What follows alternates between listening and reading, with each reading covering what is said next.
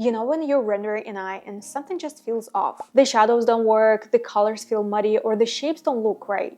And I know that struggle. I've been there more times than I can count. But after drawing probably 1,000 eyes, I've figured out what works and what doesn't. So in this video, I will walk you through my real-time, step-by-step process for rendering an eye, from the rough sketch to the final details. You will see what kind of brushes do I use, how I handle shadows and highlights, and everything in between to bring an eye to life. And if you enjoy this format and find it useful, please let me know in the comments. That way I can keep creating videos that are helpful and interesting for you. Thank you so much for your support, guys, and let's get started. Okay, first things first, I create a new document in Procreate. I usually go for an A4 size, but if you're working in another program, you can use 2500 on 3500 pixels at 300 dpi. You can go bigger or smaller, but this size just works for me. Then I grab my sketch brush. It's the sketch brush from my rendering set. I will drop a link to the set in the description. Alright, I start by drawing a simple sphere. That's the eyeball. In the center, I roughly sketch the iris and the pupil. This is basically my foundation, and I will use it to guide everything else. For example, I will figure out where the upper eyelid overlaps the iris, where it ends on the sides, and how it connects with the lower eyelid. Honestly, I'm just starting with the simplest shapes so I can focus on the smaller details later. And I also keep a reference nearby while sketching the full eye.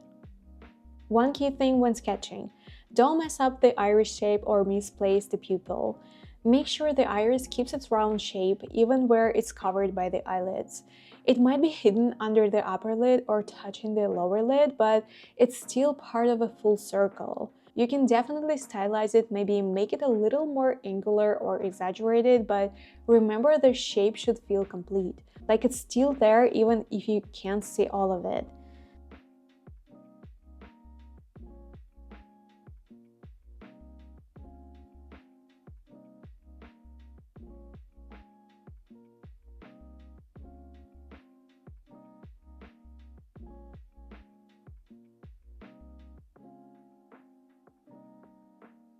Oh, and sometimes I like to draw the pupil as a little hard, but that's just for fun. It's totally optional.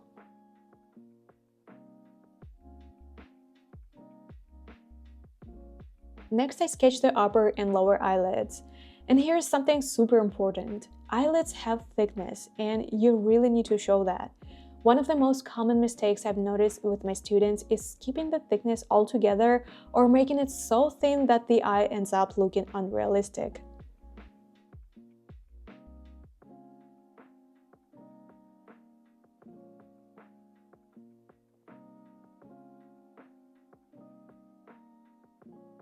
Then I sketch the area under the brow to show its shape and draw the brow itself. And I try to give it slightly graphic and interesting shape, but it's still just a rough sketch, so it can look messy. I'll refine it later.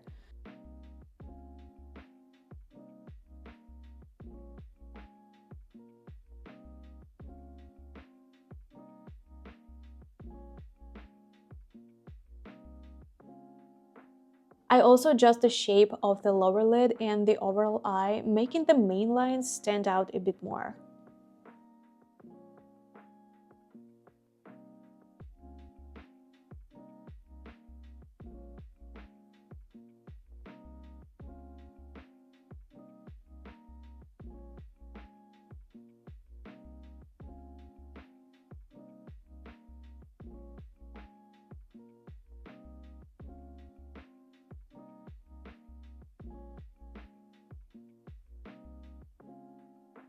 Once that's done, I lower the opacity of the sketch layer and start refining it.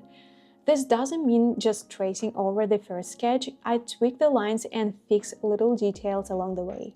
I prefer working with short, choppy lines because it helps me control the shapes better.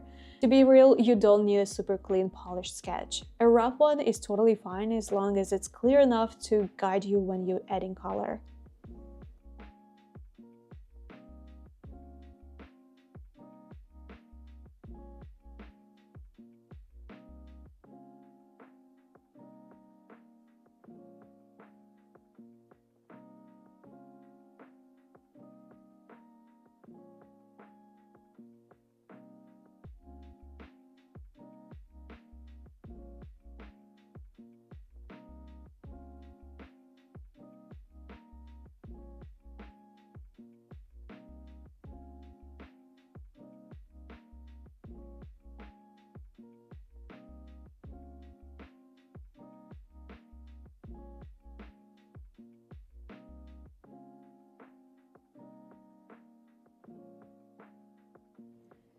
Now I'm gonna add this shadow to the eye sketch. It's super important to follow the form of the eye here to build up volume. The upper lid has thickness, so the shadow kind of wraps under it, and same goes for the lower lid.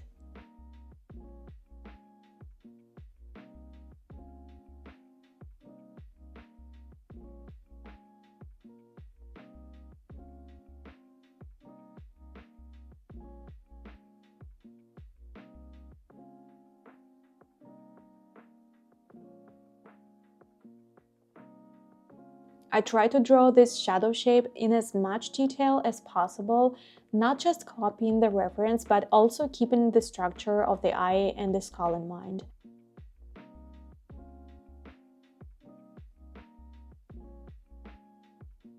With light lines, I sketch where the forms break. This will help me kind of sculpt the volume properly later.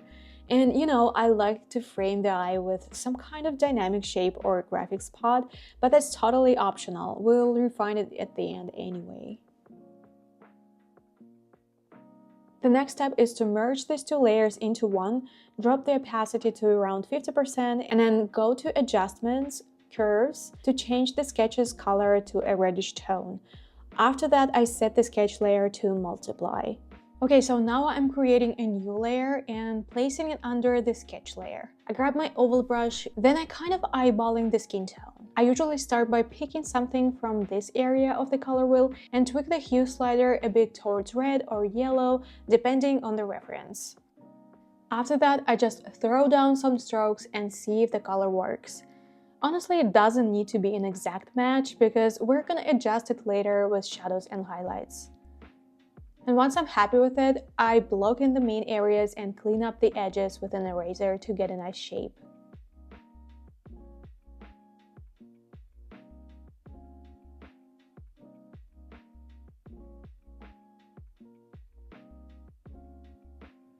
Next, I lock the pixels on this layer and start adding some color variation to make the base tone is a little more interesting. I use the eyedropper to grab the base color and shift it slightly towards a grayish tone. Then I add that around the inner corner of the eye and a bit more here and there. For the outer corner, I go even more towards gray. It's just a subtle touch, but it adds dimension in my opinion. And now I create a new layer and start working on the base color for the eyeball. And here's the thing, it shouldn't be white or even close to white. If you look closely, the color is more like a grayish beige. So I pick something in that range, block it in, and then use the eraser to clean up the shape and make it look neat.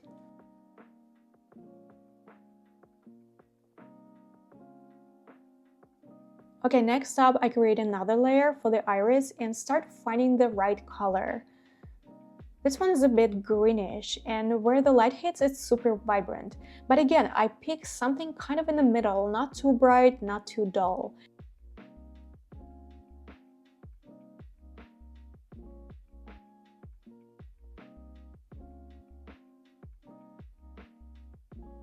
And on the same layer, I'll also add the brow. For the brow color, I go pretty dark, but definitely not black. It's more in the reddish-orange range.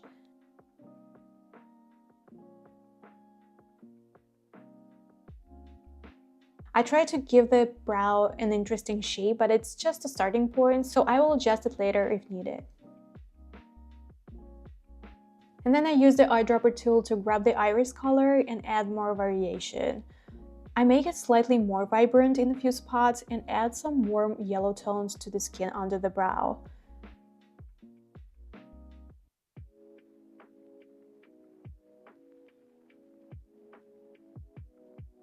And I also adjust the brow itself a little to make it look more polished.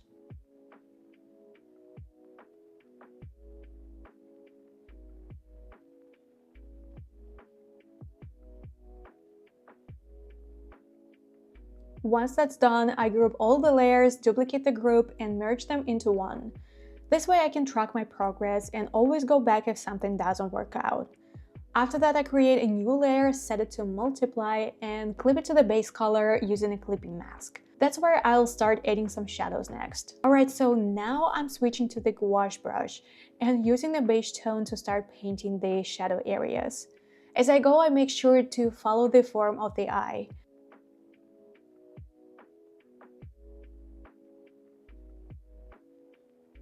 And if I go outside the sketch, I clean it up with the eraser.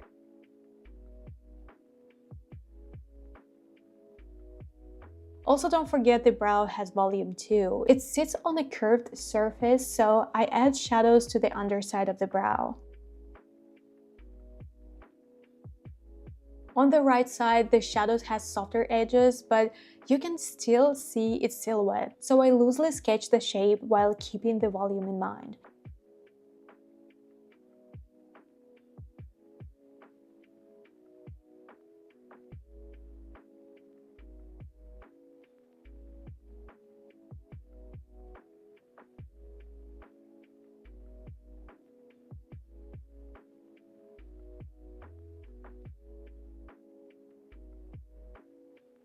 Then I use the smudge tool with the cloud brush to gently soften those harsh edges.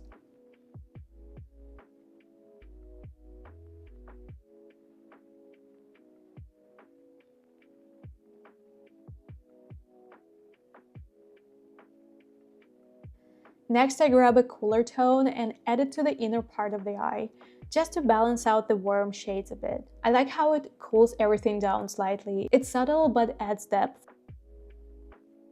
Now looking at the reference, the shadow feels a bit too light, so I pick a darker brown. Gotta be careful here though, don't go too extreme. And I darken specific areas of shadows, staying true to the reference.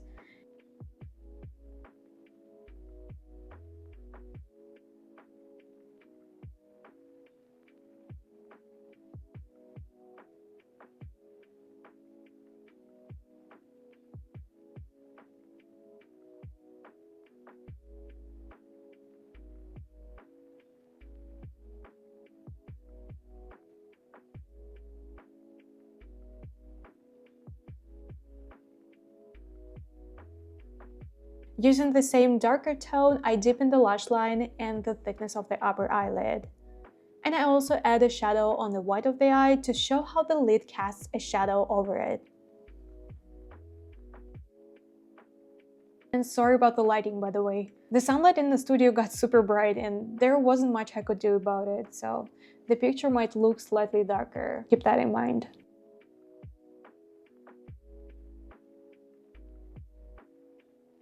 After that, I adjust the shadow silhouette on the right side and decide to cool it down a bit.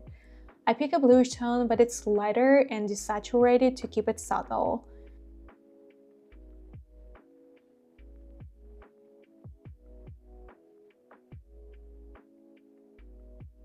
And I also add a hint of pinkish tones here and there for variety. Next, I darken the inner corner of the eye and the tear duct to enhance the volume even more. Just a reminder, I'm still working on the multiply layer. If you prefer, you can create a new layer for each step and merge them later. Now I grabbed a yellowish brown tone and sketched the outline of the iris. It doesn't have to be super clean. I always refine the shape with an eraser afterward. Then I take some lighter yellows and add them to the top of the iris to introduce more color variation, and darken the upper part at the same time.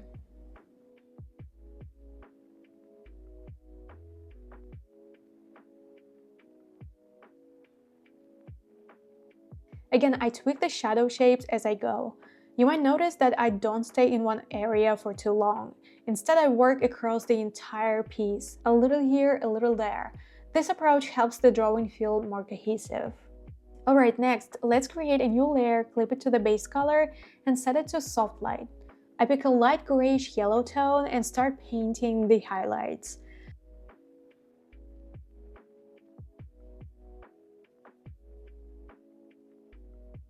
One of my favorite tricks is to lighten the iris on the opposite side of the highlight. This creates even more depth. It's like the light bending through a lens, if that makes sense. Oh, and I'm gonna add the actual highlight near the end. Once again, I group all the layers, create a new one within the group, and set it to multiply. I also lower the opacity of the sketch layer a bit more to make it less distracting.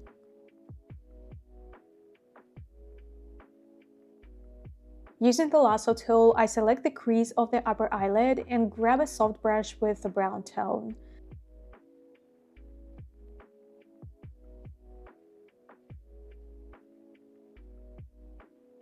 I softly shade along the edge of the selection, giving it a nice gradient.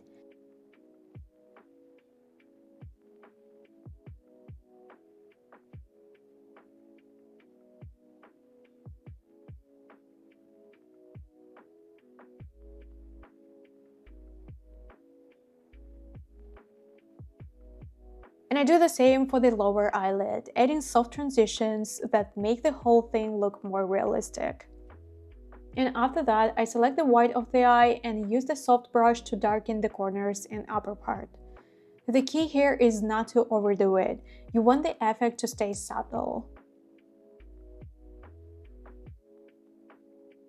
Once I deselect, I touch up any small spots that might have been missed and clean up areas where the shadows felt a bit too heavy. Alright, first I duplicate the group and merge everything into one layer. Now we've got a solid base for rendering.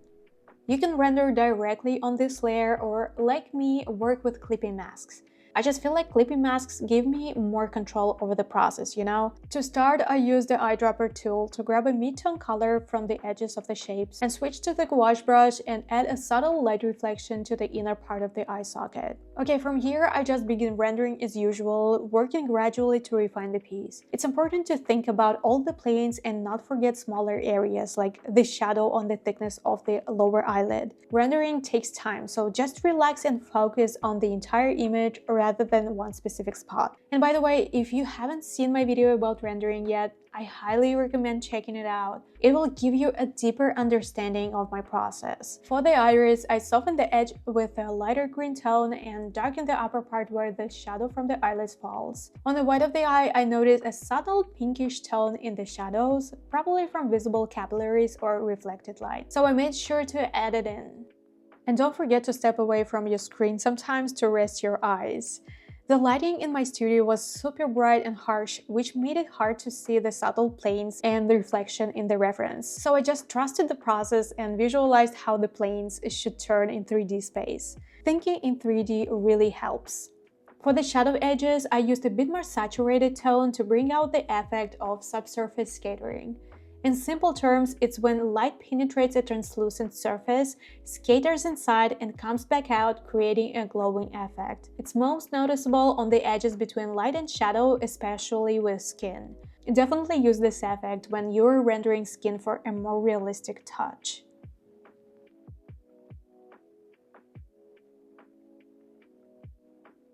Another trick I love for rendering is adding cool gray tones to the shadows. Just make sure they're the same value as the shadow colors. Don't go lighter or darker or you might mess up the volume you've built.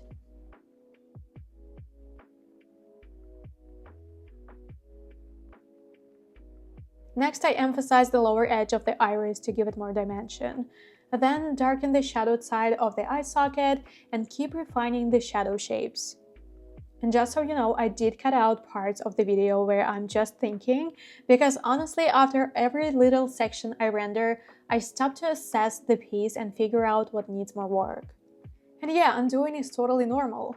Just because you don't see it in the video doesn't mean it didn't happen. I cut those parts out to save time, otherwise this video would be like 5 hours long. For most of this, I'm picking colors straight from the canvas, occasionally tweaking them for specific effects. At this stage, I'm not adding any new colors, just working with what's already there to refine the volume and light shadow.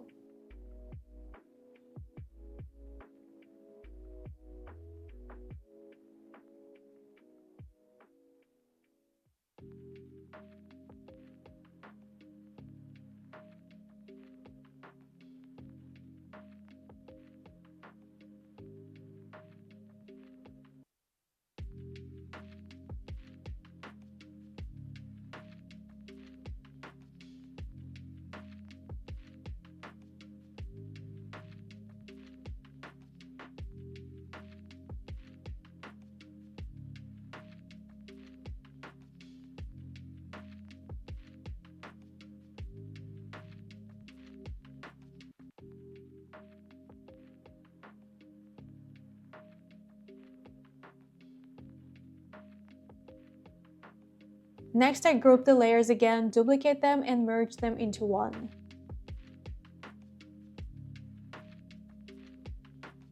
Then I create a new layer, clip it to the base, and keep working on polishing the image.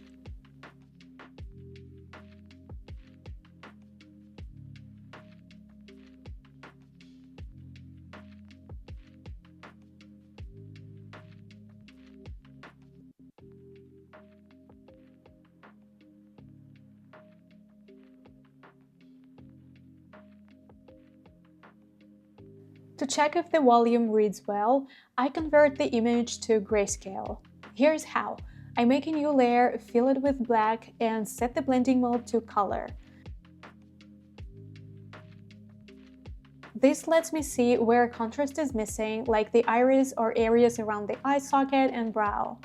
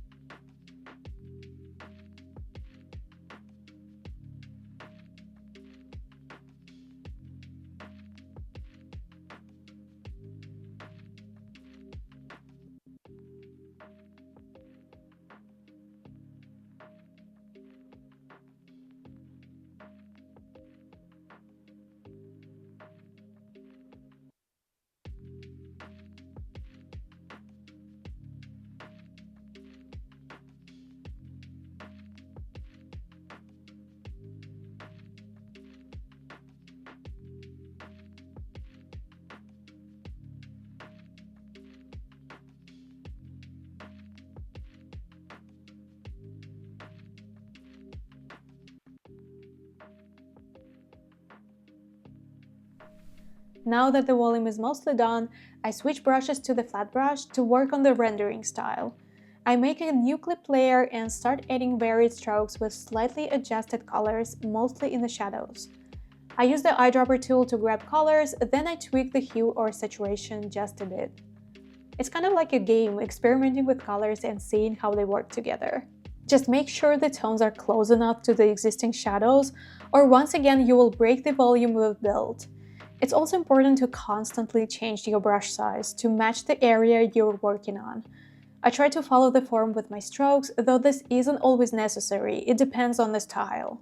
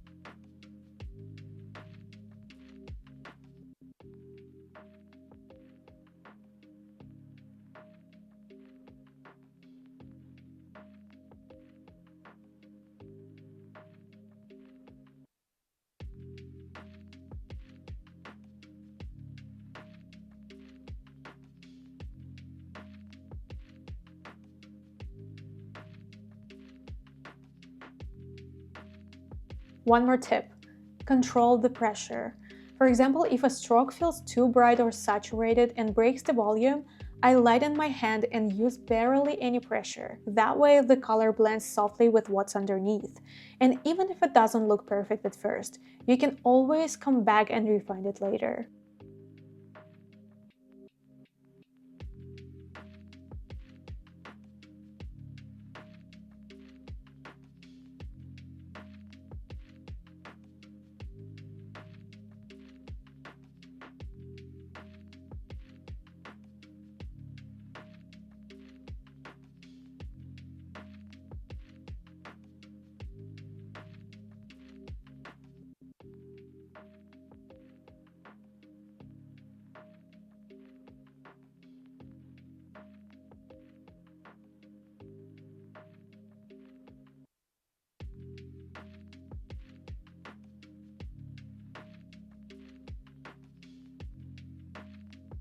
At this point, I switched to the synthetic brush to play with some tones and strokes, then moved to the edgy brush to work on finer details.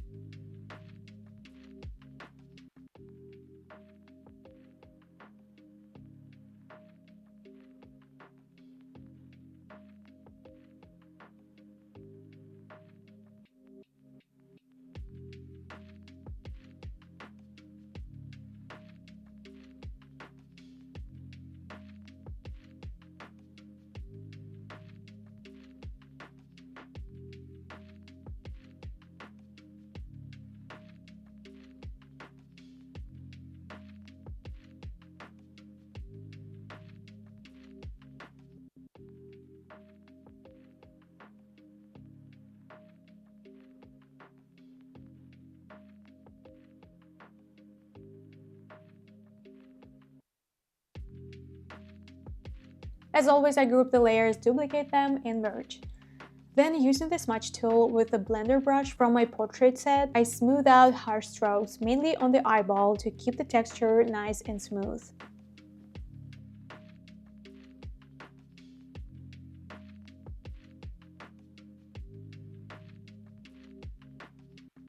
Now back to shadows. On camera they might look almost black, but I actually use a very dark brown. Try to avoid pure black. It can make your colors look muddy. Okay, time to bring in more color variety and add that painterly digital effect. I grab the flat color jitter brush and start experimenting.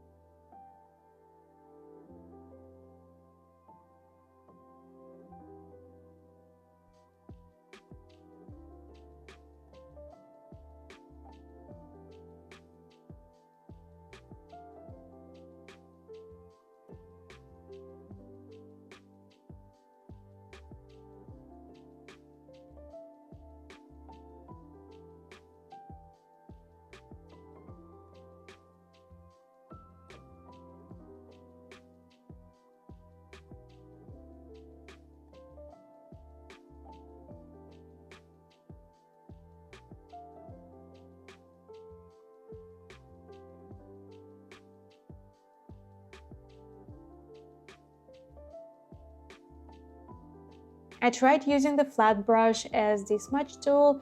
It gave some interesting effects. Not all strokes work, but overall I liked the result, so I went with it.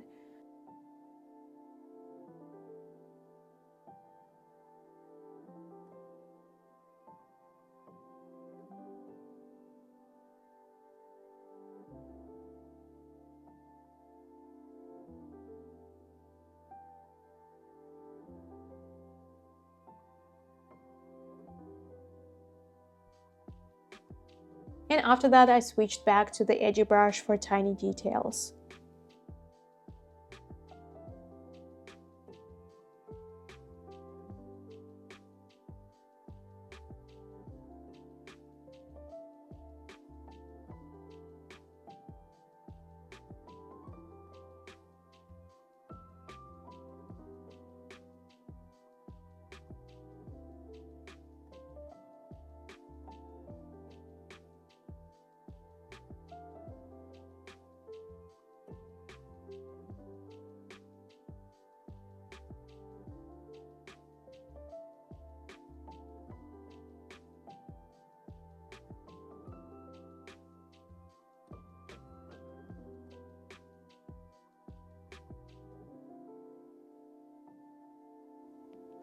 Now I want to refine the overall shape of the eye.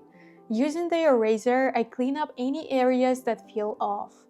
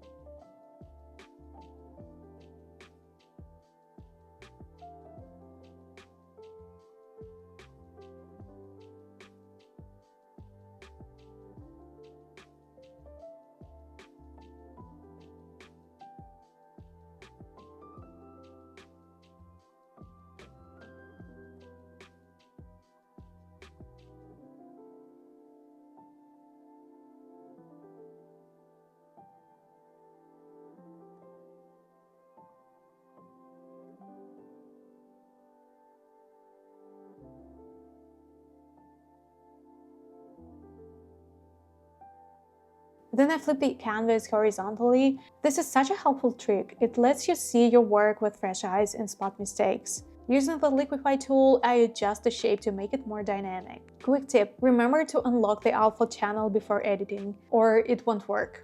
Also, keep the pressure below 30%. It's much easier to control, especially if you're new to this.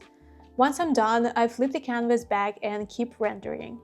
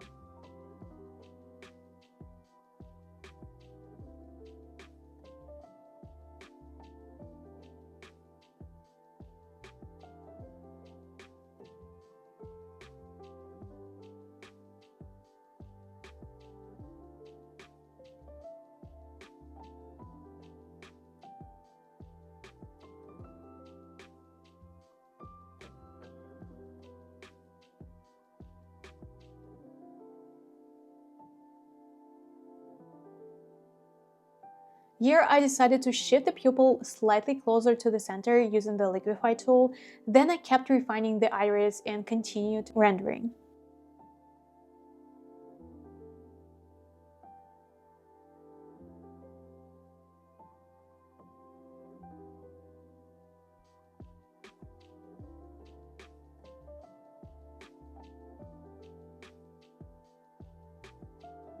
So the light source in the reference is coming from the left.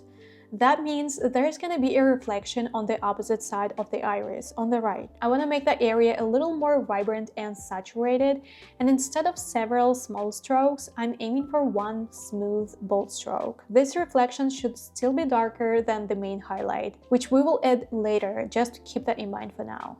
And I also sharpened the outline of the iris to make it more defined. My goal isn't to make it perfectly round or hyper-realistic. I like adding a bit of style by incorporating angles. It's totally optional, but I think the contrast between sharp, dynamic angles and soft forms makes the overall look more interesting.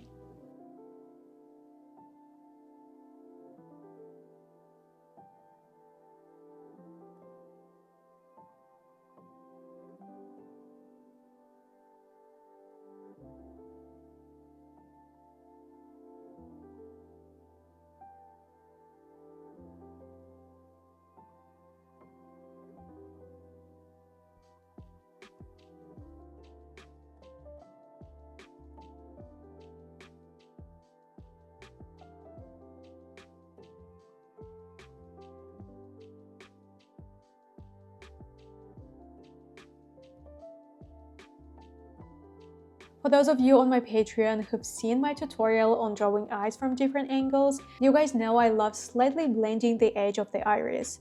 To me, it just looks so beautiful. Honestly, you can use almost any brush for this. It depends on whether you want a soft or hard effect. This time I decided to experiment with the gouache brush for this task. As you can see, it took a couple of tries to get the perfect stroke.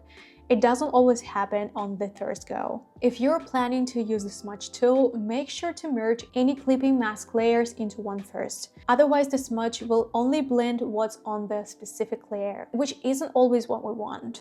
And now onto my favorite part: details, effects, and lashes. I switch to the edgy brush and start adding subtle graphic lines to the iris. It's like I'm stylizing the iris itself, giving it a bit more character and uniqueness. So now it's time to paint the eyelashes. I grab the eyedropper tool, pick the color from the lash line, and on a new layer I start drawing the lashes. Again, I'm not aiming for a super realistic lashes, so I don't stress too much about the curve.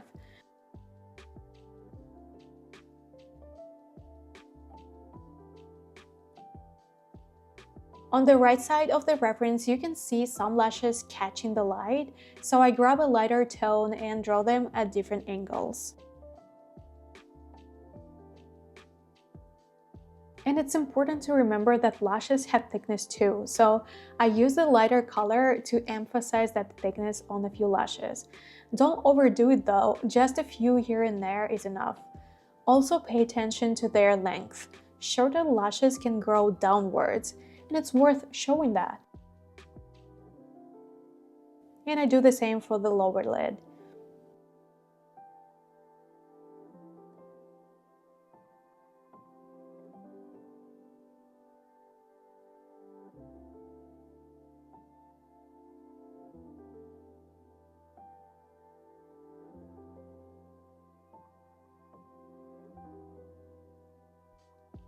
Next, I go in and slightly refine the shape of the brow.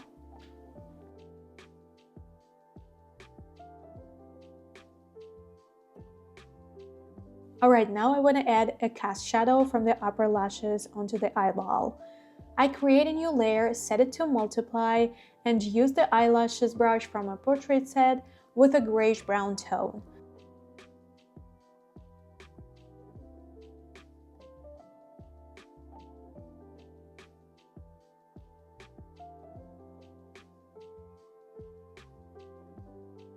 Then I lock the pixels on that layer, grab a light gray tone, and softly brighten the shadow on the left side with a soft brush.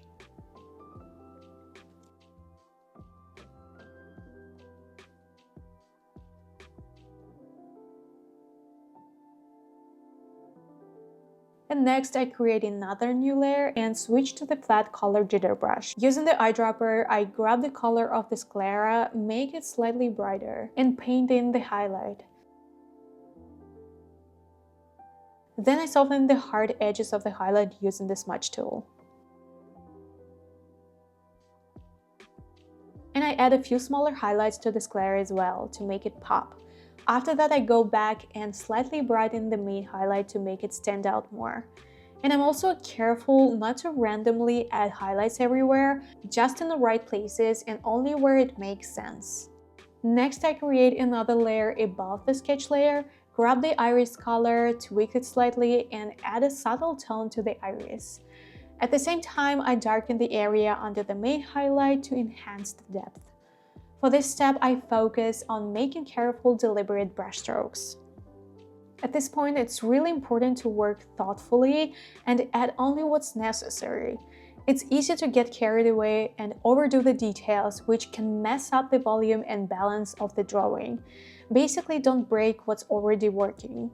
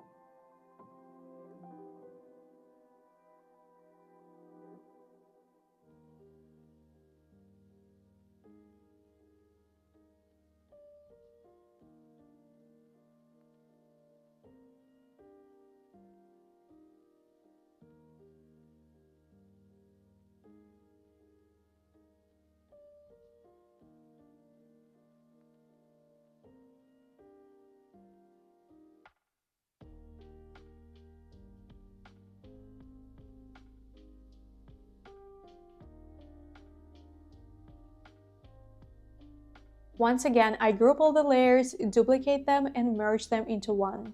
Then I use the eraser to redefine the overall shape of the eye.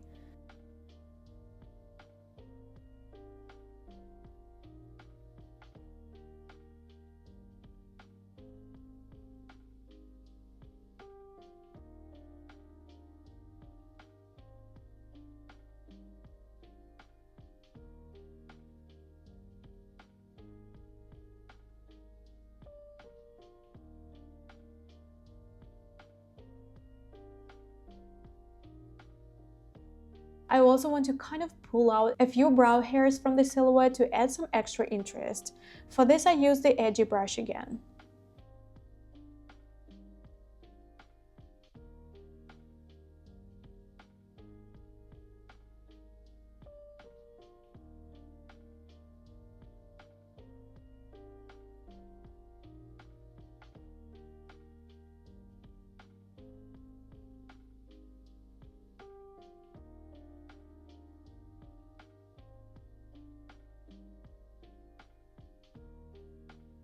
Okay, we're in the final stretch now and most of the work is done. I want to add just a little more depth, so I create a new layer, set it to multiply, and use a light beige tone to paint shadows.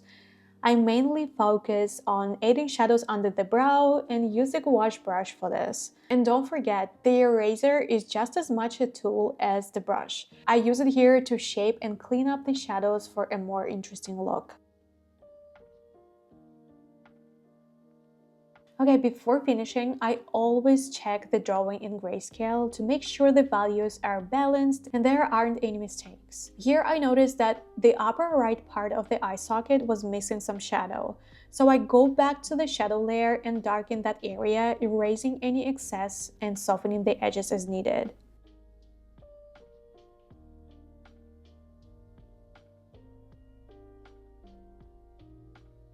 Next, I create a new layer, set it to overlay, and work on the border between light and shadow to add a bit more saturation. I blend this color softly into the base tones. After another grayscale check, I realized the inner corner of the eye socket needed more shadow, so I went back to the multiply layer, grabbed a light gray tone, and darkened that area. I turned off the grayscale layer, checked everything again, and refined the shadow shape one last time.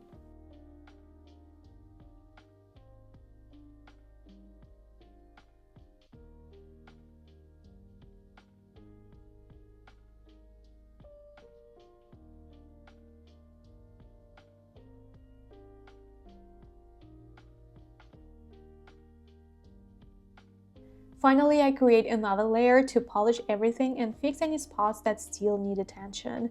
Once again, I group all the layers, duplicate and merge them into one. Then I do one last pass to refine the details. Honestly, I have a hard time stopping at this stage. I could keep polishing forever, but sometimes you just have to call it done, you know?